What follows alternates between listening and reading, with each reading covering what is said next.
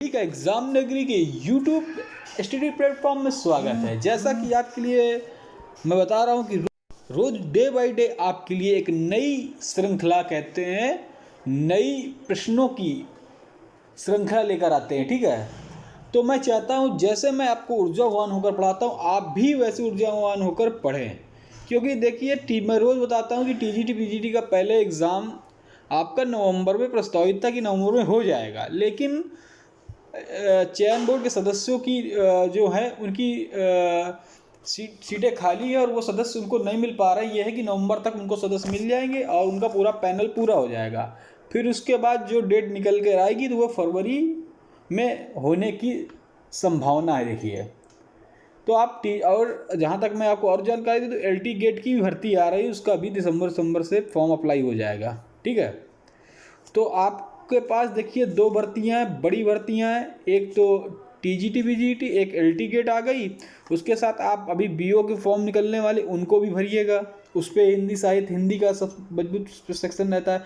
हाँ, अगर LT gate में आपको कोई भी दिक्कत नहीं होगी, GS GK मैं आपको इतना पढ़ा दूंगा और उसकी मैंने क्लासें भी चालू कर रखी हैं, प्लेलिस्ट बनी हुई है और भी क्लासेस चालू होंगी। ठीक है, तो मेरा कहने का मतलब ये जो मॉडल पेपर हो रहा है, मैं डेली आपसे कहता हूँ कि इतने आपको मॉडल पेपर क्वेश्चन करा दूंगा कि आप जब एग्ज़ाम में बैठेंगे ना, तो आपको ये नहीं होगा कि ये क्वेश्चन आया नहीं है। मैंने आपको लक्ष्य रखा है कि 3500 आपके पास क्वेश्चन होंगे। ठीक है, वो कैसे भी कराएं, ये आपको इसी तरह डेली होते रहेंगे।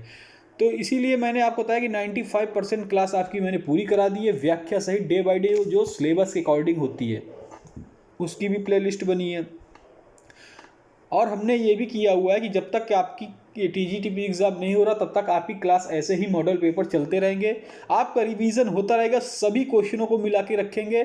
आप इन क्लासों से आप शिक्षक भर्ती प्राइमरी हो या जूनियर हो या वीडियो का एग्ज़ाम हो या जो अभी निकल रही है SSC GD जिसमें हिंदी आनी है, या कोई भी एग्ज़ाम हिंदी से रिलेटेड है, तो आपके लिए ये सर्वोत्तम क्लास है TGT BGT वाली। ठीक है, इसमें ये ऐसे क्वेश्चन होते हैं, मैं रोज क्वेश्चन कराता हूँ, आपको दिखाता हूँ कि ये क्वेश्चन कहाँ पे आए हुए हैं, क्योंकि यहीं से क्वेश्चन लिए जाते हैं और सभी एग्जामों में। ठीक है, बेस यही रहता है।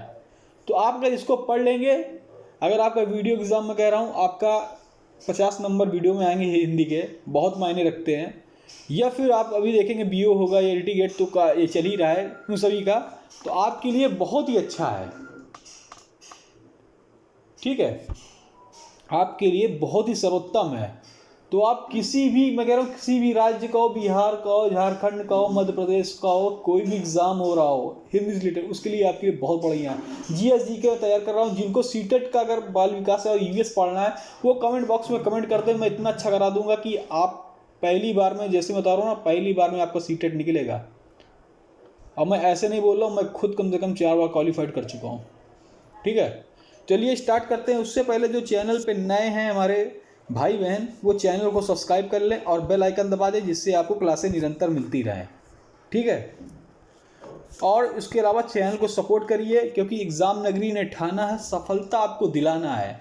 तो सफलता दिलाने के लिए आप इतना मोटिवेट करिए एग्ज़ाम नगरी को, उतना ही मोटिवेट एग्ज़ाम नगरी आपको करेगा, जिससे आप की मेहनत सफल होगी और सफलता होगी। इसके लिए क्या करना है, चैनल सपोर्ट करने के लिए चैनल सब्सक्राइब कर दीजिए, लाइक कर दीजिए, शेयर कर दीजिए और लाइक कर दीजिए, शेयर कर दीजिए। ठीक है, अपने दोस्तों मित्रों को भेजिए। ठीक है, सब्सक्राइब कराइए, लाइक कराइए। ठीक है, आपको क्लासेस निरंतर मिलती रहेंगी और भी क्लासेस चालू होंगी। तो चलिए अब देर न करते स्टार्ट करते हैं 31 से। ठीक है, हाँ, अभी तक हमने कहा था कि आप 5 मॉडल पेपर हो गए हैं। ठीक है, 5 मॉडल पेपर जिसमें से 125 क्वेश्चन रहते हैं, तो आपके 500 वो प्लस 25 चौक 100 125, तो 625 क्वेश्चन हो गए। उससे पहले आपके 250 प्लस संस्कृत साहित्य के हो गए हैं। और उसके और देखा जाए वन लाइनर कर जो सब्जेक्टिव वाइड हमने कराए हैं प्रेशर, वो कम से कम 1500 से प्लस हो गए हैं। तो इनको जोड़ लीजिए, यही इतने हो गए। इसके अलावा मैंने आपको रखा है कि 3500 क्वेश्चन। ठीक है, तो स्टार्ट करते हैं। भयानक रस का स्थायी भाव क्या है? क्रोध, उत्साह, भय, भयानक। अगर आपको आता है कमेंट बॉक्स में कमेंट कर सकते हैं। देखिए, भयानक रस का स्थायी भाव जो है आपका है क्रोध। वो नहीं, भयानक रस का स्थायी भाव क्रोध नहीं होगा, यही है। अगर आपको आता है तो आप कमेंट बॉक्स में कमेंट कर सकते हैं, भय होगा। भयानक रस का स्थायी भाव क्या होगा? भय होगा। और सभी के इसके बारे में, अगर ये रस खुल ही गया तो सभी के बारे में आपको बता देता हूँ।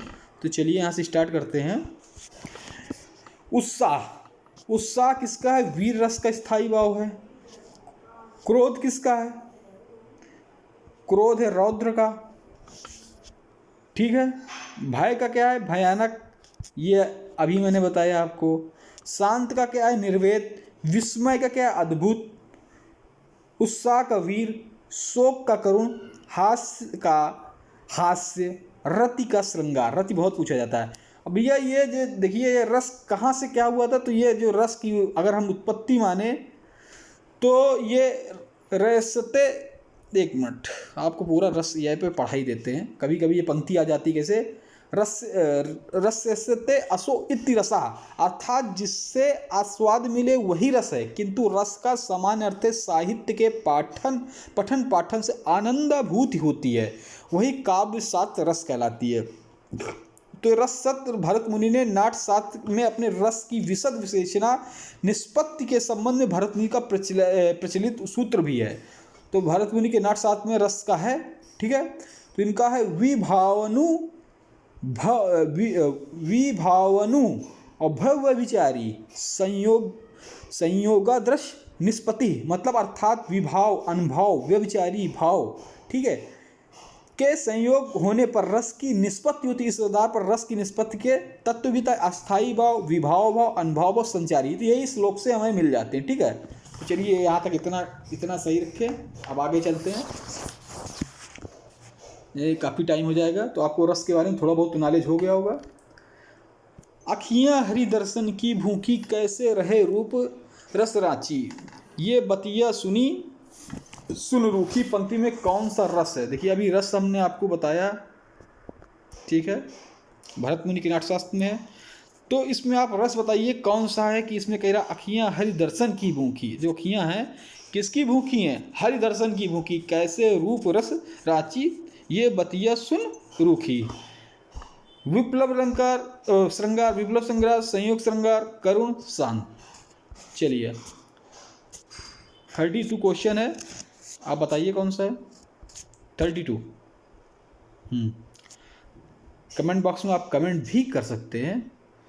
तो विप्लव श्रृंगार रस इस पे। चलिए 33 आते हैं। जिस किसी व्यंजन में वर्ण की बार बार आवृत्ति हो वहाँ कौन सा अलंकार होता है? अभी मैंने इससे पहले अलंकार के बारे में भी आपको बताया था। अलंकार कितने प्रकार के होते हैं? कमेंट बॉक्स में कमेंट करिए। एक होता शब्द अलंकार, एक कमेंट बॉक्स में कमेंट करिए, ठीक है। जहाँ इससे पहले मैं बता चुका हूँ, ठीक है, पीछे वाली वीडियो में आप देख सकते हैं। जहाँ किसी व्यंजन वर्ण की बार बार आवृत्ति हो वहाँ कौन सा अलंकार होता है? अभी कुछ दिन पहले की प्रैक्टिस सेट बताया, मतलब परसों की प्रैक्टिस सेट में बताया हमने। 33 नंबर है, ठीक है। तो जहाँ पे अनुमने बार बार, अनुप्रास अलंकार, बार बार किसी वर्ण की आवृत्ति हो वहाँ पे क्या होगा? अनुप्रास। चलिए कोई दिक्कत? जो रहीम गति दीप की, कुल कपूत गति सोए, भारे उजियारो करे बढ़े अंधेरो होए। इस दोहे में कौन सा अलंकार है? भ्रांतिमान, विभावना, उत्प्रेक्षा, श्लेष। जो रहीम गति दीप की, कुल कपूत गति सोए, बारे उजियारे करे बढ़े अंधेरो होए। तो भैया अलंकार आपको 34 में बताना है, तो आप बता सकते हैं। तो देखिए इसमें क्या है? श्लेष अलंकार, ठीक है। 34 नंबर में क्या है? श्लेष अलंकार। श्लेष अलंकार का मतलब क्या होता है? किसी शब्द में एक शब्द चिपका हुआ, मतलब, ठीक है। तो एक चीज में कई चिपका हुए कई होते हैं, जैसे कुल कपूत गति हुए, ठीक है। चलिए तो व्याकरण पढ़ाएंगे तो इनको भी आपको बहुत ही अच्छे कायदे से पढ़ाएंगे। ये आपका साहित्य हो जा रहा है। इसके बाद ये मॉडल पेपर ले रहे हैं, किसी दिन व्याकरण भी उठा लेंगे, ठीक है। तो आपको पता है इससे पहले आपका हिंदी साहित्य का पूरा मतलब साहित्य हो गया है, हिंदी साहित्य का इतिहास, हिंदी साहित्य काल विभाजन हो गया है, आदिकाल भक्तिकाल, निगुण सगुण भक्तिधारा, छायावाद, प्रगतिवाद, प्रयोगवाद, ठीक है, सभी चीज़ आपको पढ़ा दी गई है। द्विवेदी युगीन काव्य, उपन्यास, कहानियाँ, एकांकी, ऋतुपताज, ये सभी आपको पढ़ा दिए गए हैं। जो बच्चे हैं वो भी आपको पढ़ा दिए जाएंगे, सभी की प्ले लिस्ट बनी हुई है। तो यहाँ श्लेष अलंकार था। सवयव किस प्रकार का छंद है? बहुत बढ़िया। वार्णिक, मात्रिक, सममात्रिक, या इनमें से कोई नहीं। इसको भी बताया मैंने पहले, लेकिन इनकी विधिवत एक क्लास लेकर आऊँगा आपके लिए कि हर एग्ज़ाम में आपको पहचानने में कोई दिक्कत नहीं होगी, विथ ट्रिक से लेकर आऊँगा, ठीक है, कोई दिक्कत नहीं। तो 35 को बता दीजिए। तो जो सवयव है आपका वार्णिक छंद है। मैं राज्य की चाह नहीं करूँगा, है जो तुम्हें इष्ट वही करूँगा, संतान जो सत्यवती जनेगी, राज्य अधिकारी वही बनेगी। इस क्या बढ़िया लेख है। इस पद में प्रयुक्त छंद का नाम बताइए। ये छंद भी कई प्रकार के होते हैं, जैसे गीत का इंद्रवज्जा, हरिगीत का, या बसंत तलिका। तो आपने 1-2 पढ़े होंगे, लेकिन यहाँ पे कई हैं, तो आपको आना चाहिए, ठीक है। तो बताइए इसमें कौन सा छंद है? 36 है, आप बता सकते हैं। तो देखिए इसमें इंद्रवज्जा है, इसको भी पढ़ाऊंगा कैसे पहचाना जाता है आपके लिए, ठीक है। निम्नलिखित राज्यों में अंग्रेजी किस भाषा का राज्य? अगर इसमें बताने लगूंगा तो वीडियो बहुत लंबा हो जाएगा, और जब लेंगे तो थोड़ा थोड़ा पार्ट वाइज लेंगे आपके लिए ग्रामर का, तो उसमें कोई दिक्कत नहीं होगी, ठीक है। फिर वही रिलेटेड शब्द बताना पड़ेगा, और इसमें बताने का मतलब है कि बहुत ज़्यादा बताना, वीडियो बहुत लंबा हो जाएगा, ठीक है। निम्नलिखित राज्यों में से अंग्रेजी किसकी अभी देखिए रस बताया है, काफ़ी उसी में लंबा हो गया, काफ़ी टाइम चला गया ना, तो फिर इनके लिए एक अलग क्लास लेंगे आपके लिए। ये क्लासेस सभी जितने प्रतियोगी परीक्षाएं सभी के लिए इंपॉर्टेंट है। निम्नलिखित राज्यों में अंग्रेजी किस भाषा की राजभाषा है? Very important. देखिए मिजोरम, मणिपुर, नागालैंड, या सभी, बहुत बार क्वेश्चन आया है। तो देखिए सभी राजभाषा है राज्यों की। नागालैंड में है, मिजोरम में भी है, मणिपुर पे 37 नंबर है, ठीक है। अवधि का प्रारंभिक रूप किस ग्रंथ में मिलता है? रामचरितमानस, पृथ्वीराज रासो, या पद्मावत, या संदेश रसक? तो देखिए पद्मावत किसकी है? जायसी जी की है। पृथ्वीराज रासो किसकी है? चंद्रबरदाई जी की। संदेश रसक आपको बताना है, कई बार बता चुका हूँ, रामचरितमानस तुलसीदास जी की, ठीक है। चलिए 38। तो आपको ये जायसी जी जो थे पद्मावत, इन्हीं में अवधि का प्रारंभिक रूप से ग्रंथ मिलता है, ठीक है। ये जायसी जी की रचना है, और जायसी जी निर्गुण भक्ति धारक कवि थे। निर्गुण में किसके थे? सूफी काव्य धारक के, ठीक है। चलिए भोजपुरी निम्नलिखित में से कहाँ बोली जाती? और जायसी कहाँ के नगर वाले थे? जायस नगर के रहने वाले थे। भोजपुरी निम्नलिखित में से कहाँ बोली जाती है? बनारस, गाजीपुर, गोरखपुर, या इन सभी स्थानों? देखिए तो हमको लगता है सभी स्थानों पर भोजपुरी बोली जाती है, ठीक है। 39 का डी, सभी स्थानों पे। विशेष किसे कहते हैं? देखिए कल आपको हमने अपने टेलीग्राम चैनल पे रोज की होती है 11 बजे PM, आप लोग भी आकर उसमें जुड़ सकते हैं, आकर ले सकते हैं। उसमें विशेष के काफ़ी क्वेश्चन किए थे। विशेषण को प्रविशेषण को जिसकी विशेषता बचा रही है उस संज्ञा या सर्वनाम को या क्रिया विशेषण को। देखिए बहुत बढ़िया क्वेश्चन, बहुत बार पूछा गया है। विशेष, तो विशेष वो होता है जिसकी विशेषता बताई जा रही हो उस संज्ञा या सर्वनाम को जिसकी विशेषता बताई जा रही हो, ठीक है। कौन सा शब्द अंग्रेजी का नहीं है? कमेटी, अस्पताल, कुली, या सभी? तो आपको बताना है 41 का, ठीक है, 41 का। तो जो अंग्रेजी शब्द नहीं है तो ये सभी नहीं है, ठीक है। क्या पूछा? कौन सा शब्द अंग्रेजी का नहीं है? कमेटी, कुली, अस्पताल, और ये 41 का, ठीक है, डी, ये सभी। निम्नलिखित में कौन सा शब्द रूढ़ है?